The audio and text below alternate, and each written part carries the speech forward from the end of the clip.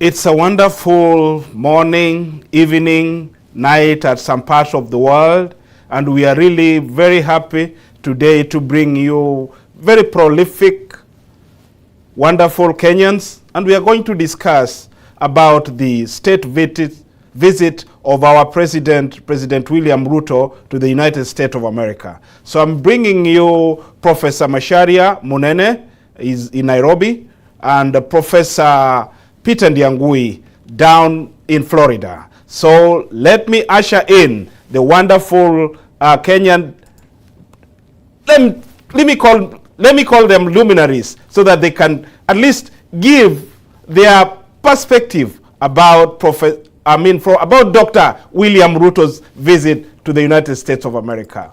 So welcome to KDR TV, Professor Macharia Munene and Professor Ndiangui. Thank you very much. Thank you. Thank you so much. So let me start from let me call it left.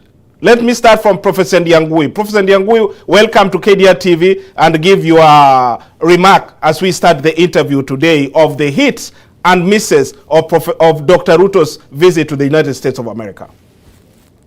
Engineer Kebwato, thank you very much. This is a big honor for me to share the same platform with the luminary Professor Macharia Munene and with you, of course.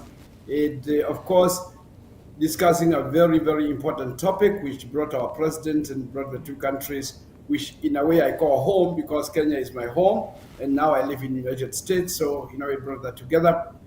In a nutshell, my name is Professor Peter Ndiangui. I was born in Madakwaini village in Nyeri. And I have been in the United States as a high school teacher, as a university professor, and now I live in a town called Fort Myers, Florida, and I am honored to be here. I'm in the College of Education. Thank you so much. Thank you so much, Professor Ndiangui. Now let's come to Professor Munene, live from Nairobi, Kenya. Thank you very much, engineers. Glad to be here together with Professor Ndiangui. My name is Macharia Munene. I live in Nairobi, Kenya. I have been to the US. I went to Denmark, moving there, graduate and all those things in Ohio. So I know a little Ohio, if nothing else. I teach at the United States International University. I teach history and international relations and related matters. And I try to follow matters as they go. And glad to be here to discuss the topic today. Thank you so much, Professor Macharia Munene, Professor Peter Ndiangui. Now let's open the discussion. What's your own perspective about Dr. William Ruto's visit to the United States of America? Let's start from Professor Macharia Munene, because we are back home. Well, yes. A big honor for President William Ruto. It was an achievement, and it went well for him. Of course, there were some expectations and not so many. It was essentially a reward to him as a person from President Joe Biden, who seemed to be in some problems and needs some African somewhere to give him support or to seem as if they are together.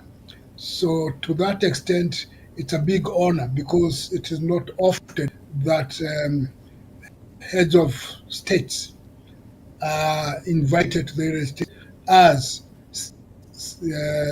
visitors, state visitors. It's a very honor to the president, and he has achieved quite a bit. And for that, he should be commended for achieving that honor. Thank you so much, Professor Macharia Munene. What about Professor Peter Ndiangui, who is on the ground and seeing exactly what transpired and the expectations of Kenyans, especially who are also living in the diaspora and back home? Go ahead, Professor Ndiangui. Yes, thank you so much. I want to echo the words of Professor Macharia. Of course, indeed, it's an honor for the country. It's an honor for all of us. And of course, there are some hits and some misses, and I'm sure we will elaborate on that. But for many of us in the diaspora, of course, we got a chance to feel good to have our president being honored so well, and for many of us to go those you did, to go to the State House and meet him in Atlanta and elsewhere. I also want to point out that this came at a time when we need to re-examine what's going on in our country, and there are many issues that I'm sure we will address today. But I also wanted this particular day to be recognized for what it is. This is May 26, 2024. Yesterday was a very special day for many of us, the black people in America. It is the day when we remember George Floyd's death. And it will be a day that issues about George Floyd will come in a little bit later. And tomorrow we have the Memorial Day, when we remember the heroes of the people who fought for this country. It's a Memorial Day of reflection on that. And again, I would like us also, as we move on, to reflect on how this ties up with our conversation at this particular time. The coming of President Dr. Samoei Ruto is very, very important for all of us. What we achieved, yes, there were some achievements. What we did not achieve, it's important. I do hope that at this time, being more towards democracy, we'll be able to say, yes, this was good. No, this is not good at all. So we move on, and I hope it will be taken with the way it is received. It's meant to be in very good faith. Thank you so much. Thank you very much, Professor Peter Ndiangui. Now let's break down in bits and see exactly whether the visit did or will benefit Kenyans. So starting from Professor Macharia Munene, what do Kenyans expect from this particular visit? And are there hits? Let's start from the hits and see exactly if we did achieve as a country. Well, yes, you achieved promises. There were a lot of promises that were made of what to expect. Some linkages with Coca-Cola. Maybe they will open up some bottling plants, a few more. There used to be some, but they disappeared. So maybe they will come back. Yes, there are promises of exchanges with some universities here and there, research. I see the Smithsonian Institution is supposed to link up with the national museums of Kenya. So there are some of those things that were promises. The military, the security sector appears to have done very well in terms of being promised. to have, what remains is to see the actual thing, how long it takes to actualize the promise. Because it's one thing to promise, it's another to perform. The reason I say that is because one of the big that was trumpeted big was the potential construction of the big road from Nairobi to Mombasa. But when you look at it, it's going to take a little time. There are still some discussions that have not been completed, negotiations, some feasibility studies, some this and this and this and this, putting together the operators have not been completed. It's a big project, almost half a trillion shillings, 400 plus something, if it materializes. But we have had this before. This road has been promised for a long time, and it has not been materialized. So we shall believe it when we see it. Right now, it's just a big promise, like what has been before. Thank you so much. Go ahead. What about, I'm seeing Professor Ndiangui laughing. I mean, he's telling, is this really real? Professor Ndiangui, what's your perspective on this particular promise, especially building the Mombasa-Nairobi Railway? Thank you so much. I will support my brother to say, okay, let's wait and see. But I have lived long enough in this country to know this, that no money from a capitalist country will be given without strings attached. Whether it is built or not, what I am concerned with and what I would like the president to explain to the country is what was behind the scenes. Why is this money being given? In capitalism, there is no money that you'll get free of charge. In fact, even paying that money may be the easiest thing. Other things that follow are even worse. Whether that road, Bwana Macharia, is built or not, what worries me is what do I need to do so that I get this money? And I did mention about the struggles in Memorial Day. There are people who fought for this country to free us from those kind of ties. People like another Samoy, Koitareo Samoy, a Koyot in Nandi. He fought the British there. We get people like Wayaki Wahinga, they fought to get this thing. People like Kimathi and others. These people had been promised, like Wayaki Wahinga and Koitareo and all that, had been promised those kind of things until they realized that what they were meant to do for that is a lot worse. That money can be given, but at what cost? What are the strings? What is behind the scenes? There's no way that America will give taxpayers money to Kenya, a country very far away, without telling the people what is at stake. What we would like to do, the president will tell us is, okay, you got this money, all right. What are you required to do with it? What are you required? What is expected of America? It's a two-way process. So you're getting the money. What are you supposed to give America?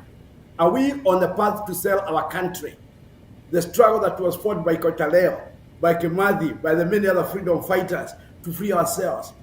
Most of Africa is on the verge of moving away from that kind of process. You see what's happening in Nigeria, in Mali, in Burkina Faso. There are other countries that say, no, we cannot keep on getting the nonsense from them. Are we tying ourselves to that kind of thing that we cannot get ourselves out of? Is the president putting us in a risk by getting this money and our hands get tied? I don't know, my brother. That's what I want to hear. That's why I am here. I'm hoping that you'll get to know what are the strings, what is expected of us if we get that money. And if it is to sell out our country, when Macharia, I'll tell you, I'd rather we don't build that road for American money. Because it depends on what you are meant to pay. So I need to hear where are the strings. There is nothing, as the economists say, there is no such a thing as a free lunch. There's no such a thing as a free road. There's no such a thing as free money. Yes, my friend. Okay, thank you. Thank you so much. Thank you so very much, Professor Ndiangui. Now let's hear from a very recent perspective from the African president, especially the president of Rwanda, and hear what he calls the hypocrisy of the West. Let's listen to what Mr. Paul Kagame is talking, or President Paul Kagame is telling us about the corporations from the West. Thank you for giving me a minute to add to what President Ruto is saying, which I entirely agree with. And it's good that we have such a voices maybe being invited to the table so they maybe represent us there very well. That's exactly what I mean. I wanted to clarify the level of hypocrisy and all kinds of stuff we have to deal with. The president mentioned the AGOA. You know, Rwanda was beneficiary of AGOA, not any longer. We were struck off the list of the beneficiaries. You know the reasons? Simply because we wanted to promote, develop textiles industries here to make our own garments. And by doing that and encouraging the industries to develop, we said we do not want to have second-hand clothes being dumped here in thousands of tons.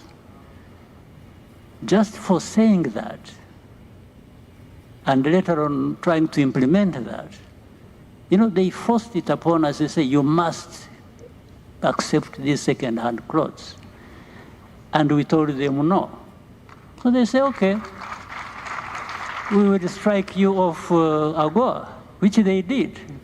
We've never been returned on the list, but we never accepted second-hand clothes. And let me tell you, if anyone's been... Yes, you've heard it from the horse's mouth about the strings attached. So, Professor Macharia Munene, do you accept what President Kagame is saying?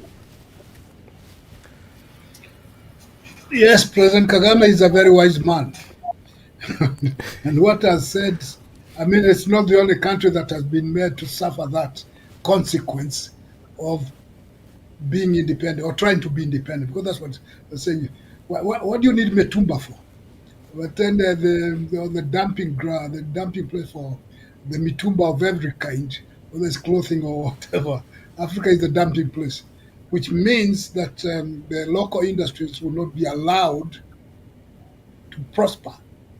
And so I agree with President Kagame that the strings attached are very serious and very subtle. I think it's President Isaiah Afwerki, the man from Eritrea. He keeps on saying that it's time African leaders stop relying on experts from outside Africa. Because some of these Mitumba things, there's also Mitumba thinking. It comes from the experts that to be found in New York and Washington and London and Paris and Brussels and other places. Understand that, develop your own thought and position and hold it. And I think President Kagame is right in saying that this is hypocrisy of the highest order. And I think that's what I was saying. We wait to see whether they'll construct the road or not, because they've been promising it for years. And then you see there are those funny attachments, clauses and this that I was reading and say, wait a minute, what are they doing? They are making nice pronouncements, but they are actually saying they are not going to do it, at least not for 5 years before you have something like that. So the president is very right that whatever Africa decides to do, it needs to be very careful, especially when listening to experts who are not Africans, because there are so many of them and they are very good, but they have their own interests, they are not African interests.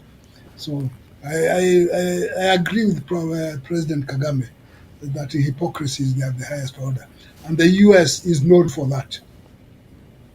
Thank you so much, Professor Macharia. At least now you are buying the narrative of Professor Peter Ndiangui. Professor Peter Ndiangui, your own perspective again on what President Kagame is saying, and specifying it to the visit which our president had to the US.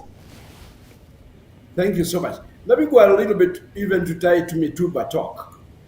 I have lived long enough in Kenya when I knew there were thriving companies that had great employment and they produce good materials. Kikomi, Kisumu Cotton Mills. Thika, there were thriving industries there in Thika Titex Mills. They all died because of Mitumba. And there are many other companies that have suffered in the same token.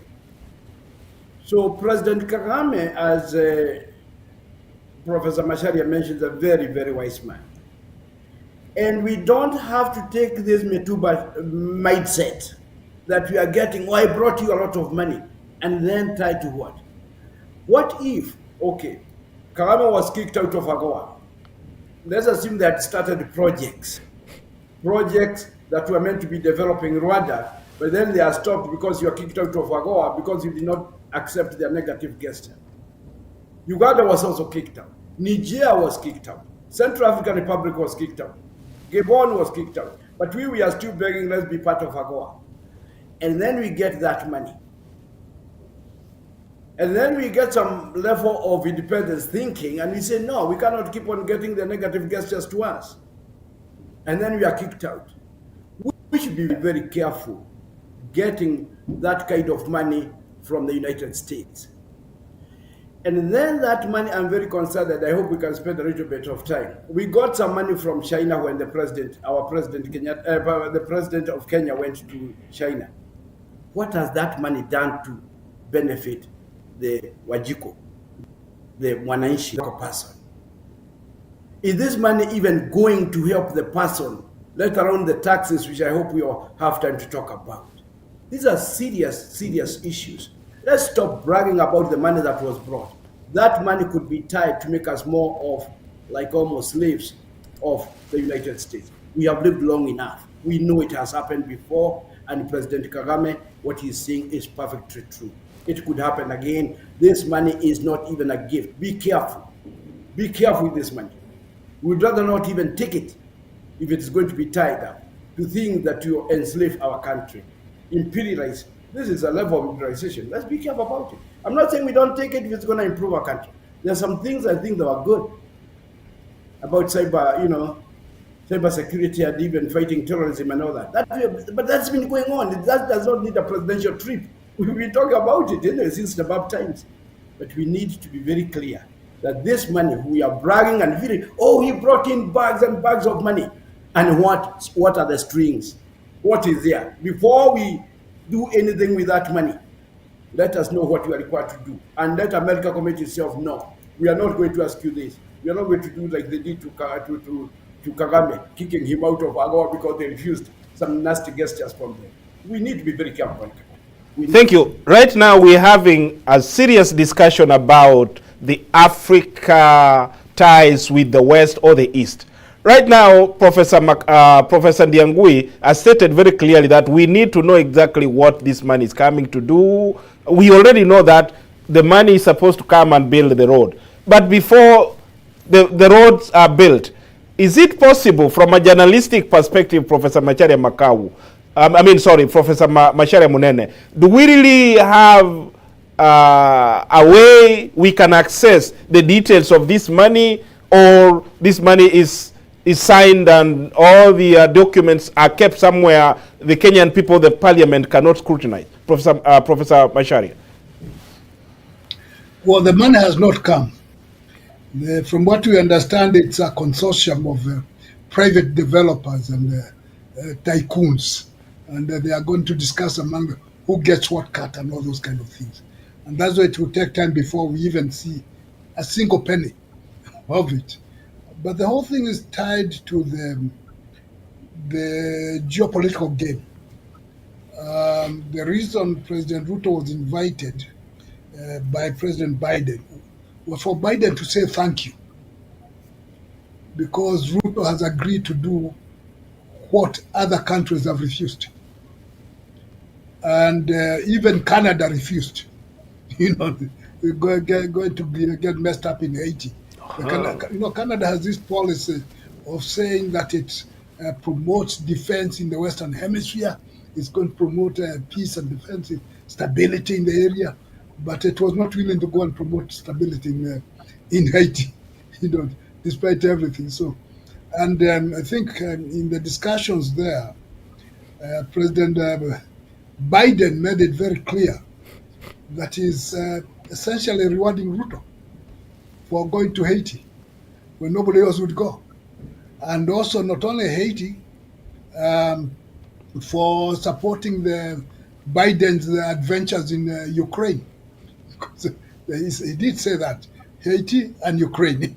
And for that, then he's very happy. So that gratitude, apart from having a nice dinner, should be seen to accompany something else. And that accompaniment is the promise of a road once they get the tycoons to discuss who is going to get what, and then the conditions that are going to be put on Kenya in order to do the road. Yes, there has been promises of some helicopters. We have had problems with helicopters, so they are going to give us some better helicopters for our military. Most likely, now that we are being told Kenya is going to be part of the alliance that is NATO but not NATO. So that are a special club of about 18 countries, which are almost NATO but they are not NATO. And Kenya is going to be part of it, which simply means that it can access a lot of American weapons and security materials. And maybe there is going to be a big base. The Americans are going to build a base in Kenya. Maybe the same as the one in Mogadishu, because they have a big base in Mogadishu. They have promised to expand the Manda airport in Lamu and some other places for security purposes. Those security understandings, those will be done, but they didn't. I don't think they needed a big trip to agree to on those things. So the whole thing, even the promise of building a road, is a way of saying thank you and telling Kenyans we are not very bad. Then you add to that the competition with the Chinese. At the same time that President Ruto was in Washington, his people, party officials, were in Beijing discussing different matters. And what were they doing in Beijing? They want to know, and this is not something new, because even Daniel Moy did it back in the 1980s when he was under pressure from the West. He became very close to the Communist Party of China and the Communist parties in general, because they know how to control big numbers of people with a small group of people, the party members. So how they manage, let's say about 80 or 100 million people, party members, and they control more than 1.4 billion people. So how is that done? And I think Ruto, would like to know how to do it, and he's been telling other parties in his coalition to fold up so that he can. He wants to take control. That duality, or balancing. Get something from the West and say something nice about the West, and get something from the Chinese and be sure you don't make too much noise, the wrong noise. So it's a sort of a balance. And in fact, I like the way President Ruto responded to Richard Quest. When Richard Quest asked him a silly question about whose will you take? Yes. You take the investment from the Americans or the Chinese? And I think he gave a good answer. I think it was a very silly question. But he said, no, we are not interested in East or West. We're just looking forward. So now the question is, this forward he's looking to where? Okay. But I think it was a good answer to a silly question from Richard Quest. Yeah. Thank you so much. Thank you so much, Professor Macharia. We are coming back again to the Haiti question, where I'm looking at Professor Peter Ndiangui's quest to answer that particular question. Professor Peter Ndiangui, you are a few kilometers away from Haiti. And I believe and trust that down there in Florida, there are so many Haitians living close to you. Do you have any perspective of what the Haitians are having towards the Kenyan troops or Kenyan police going to Haiti to bring peace? Professor Ndiangui. So I've been very concerned about this issue for quite some time. As you rightly mentioned, I am in a place called Fort Myers, and I teach in a university called Florida Gulf Coast University. And I have a number of colleagues and very close friends who are from Haiti. And so even yesterday we had a meeting with them because I told them I'm going to hold this meeting. And we went through a number of issues. One thing is very clear. The Haiti people do not want to see foreigners there. They have been abused by foreigners, and then there is no benefit to them. People go there with promises, human rights, all this, but people either being abused, there have been a lot of rape, there have been a lot of other abuses. America has said we are not going. And the question must, why? Because the Haitians, you don't want to see them.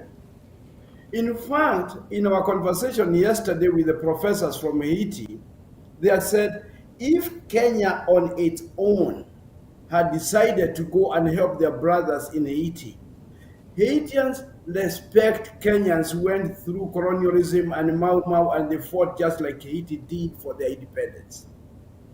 But now, as they say, and this is something that Ruto, I hope, will solve, they were going there as if we are sent by America. And the Haitians, what I'm saying that President Ruto should see, while they're outside there demonstrating, calling him a slave of America, calling him a puppet of America. And they have united. Let me talk about this because I don't think people understand in Port-au-Prince, these gangs. I know them as you study them. They're the G9. which is mainly for the people who were with Moise, who was killed 2-3 years ago. And then Alio Henry came in. There is the JIPE, which is the other group, another collaboration of group, a consortium of another group, which is mainly of deportees from even America with a lot of weapons. Now they have united, very strong groups. The history of Haiti is about these gangs who have been there. But now they have united to kick out any group that is brought here, particularly mentioning every time Kenya, Kenya, Kenya. Kenya of puppets, Kenya of slaves. And then you wonder, really, truthfully, genuinely, maybe there's something I don't see here. 1,000 people who don't even speak French are going to bring peace on people who are very hostile to them? My brother, are we not setting up our children to go and be killed on the streets? We cannot even be able to go and pick their corpses because we cannot even go there. These people, the history of gangs, which some of them were even set up during Papa Doc and Baby Doc, which were there actually when America was running the show in Haiti. These people have been there. What would 1,000 people, or even 2,500, including the ones from the other countries, what do they think they're going to do? Alio Henry came to Nairobi this year. He signed this. And then what happened? He was told, don't get back here. He resigned. And we think we're going to go and do it. 1,000 people, are we not just sending corpses, people to be killed? And what do we really think we're going to achieve with that? And then the other thing, and this is very important, very, very important. I want to read President Ruto's statement when he was asked why he's doing this. He says it is up to the people of Kenya to commit their troops through their own established legal structures. The High Court of Kenya has said no. The people of Kenya have said no. I know there is money being given for that, but are we going to sell the blood of our children, the 1,000, because we are getting money? I am telling you, one person lost in the streets of Port-au-Prince will be a big issue in this government. And I'm asking our leaders, wherever they are, please don't send our children to be killed for nothing. People are already declared here. And I'm very strong about this. These gangs are waiting for them. America said no. Let me go back to George Floyd. George Floyd, we are celebrating, was yesterday. I mentioned that at the beginning. What are they doing? This is when we internalize Black Lives Matter. If American lives matter, let me get this right, so they cannot send their children, even their Kenyan lives do matter, Mr. Kabwato. We should not send our children there. I'm very strong about that. I've talked to the people in Haiti. I've talked to everybody. This is a suicide mission. We are killing our children for that. Come on. And what are you going to achieve with 1,000 people? Really? Are you sending an army? These guys are so well equipped. And they get some of those equipment from America, let me tell you that. They smuggle them out there. And America cannot go. Canada cannot go, as Professor mentioned. Brazil cannot go. These people are running the show there. They're gangs. And you're going to say, are you going to talk to them? Hey, barbecue, talk to Eugene. You're joking. These people would kill our children. Please don't send our children to be killed there. Please accept the High Court, what they said. The High Court said don't send them. And then they sent this with the guy Henry. And Henry was told you have to resign. And he did resign. Come on. It's not too late, President Ruto. It is not too late, my friend, the Kenyans, please. The senators, the parliament, please don't kill our children for money. Thank you. Thank you so much, Professor Ndiangui, for that particular perspective. Now let's turn to Professor Macharia Munene. You've heard what Professor Ndiangui has said. Is America incapable of bringing peace in Haiti, which is just a few kilometers away from its borders? But now Kenya is coming thousands and thousands of kilometers away from Haiti, and they are going to bring peace there. America, with all its resources, there's a time they sent over 20,000 troops, and things actually didn't work out down there. But right now, only 1,000 Kenyan troops are going there, We believe, I mean, we hear that there is a multinational troops which is going there, but not around 20,000 which the Americans had sent prior. Are we really justifying why Kenyans should go to Haiti, or there must be some other strings attached, as Professor Ndiangu is saying? Before you bring in Professor Machadi, let me say something I mentioned. My professors here mentioned. Haiti's problem, like in any other country, can only be solved by Haitians and only with the cooperation of Haitians. My question has even been, have we even contacted those people in Haiti to say they want Kenyans to come to them, or it's just America and other people saying, oh, we're going to bring in people? You think Haiti people are stupid? They want to run their own system. They are a sovereign nation anyway. No matter what you think about it, they may be failed state. So we have not contacted them, and I want to remind everybody, Haiti's problem can only be solved by the Haiti people, not by America. But then Professor take over. Yeah, it's a complex matter. And yes, the United States is incapable of bringing peace or creating stability. It has tried before, but in part it's because it is responsible for the mess that is in Haiti for the last 200 years or so. In fact, the United States is the beneficiary of Haitian revolution. That's how they got the Louisiana Territory, Louisiana Purchase, because of Haiti. So they are beneficiaries. And they ganged up with the French to ensure that Haiti is perpetually poor, underdeveloped, with the indemnity of the slave to the slave owners. You know, it was part of all that racket, and so yet it feels that it has to be seen to do something. And Biden actually was very clear. He said it. They tried other places and they failed. So they turned, asking African countries, other countries, and so eventually they found a president who says yes. And that's why they gave him a treat. And President Ruto said yes. The money might be part of the reason, and I think it helps to think of the way. But I think there's something more to it than simply the $300 million that has been promised for logistical purposes. And it doesn't seem to be working, because even at the preliminary stages, they have a problem meeting some logistic obligations. I think the team that went there about a week or so ago, and the Americans, they said they are already preparing the ground where people are going to live. It said that somehow they have encountered some problems in the scouting mission to see whether they are ready to go or not.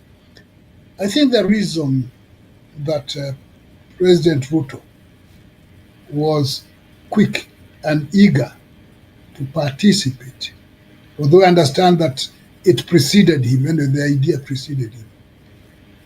President Ruto has been very interested, or very eager to get the approval of the West.